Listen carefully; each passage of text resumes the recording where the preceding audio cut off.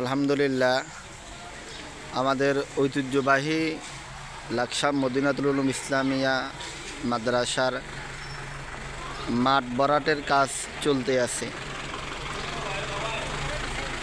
প্রতি বছর যখন বর্ষা এসে যায়, আমাদের ছাত্ররা এই মাঠে চলাফেরা করতে পারে না। পানি অনেক বেড়ে যায় এবং মাঠ অনেক কাদা হয়ে যায়, যার ফলে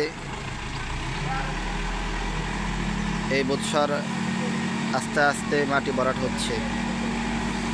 এখানে প্রতিটি গাড়ি প্রায় 2500 টাকা, 2500 টাকা নিতেছে এবং আরও এদিকে অনেক জায়গা খালি আছে। পুরাটা ভরাট করা প্রয়োজন, প্রায় লক্ষাধিক টাকার প্রয়োজন।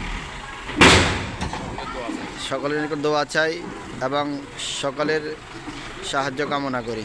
আসসালামু আলাইকুম রহমতুল্লাহ।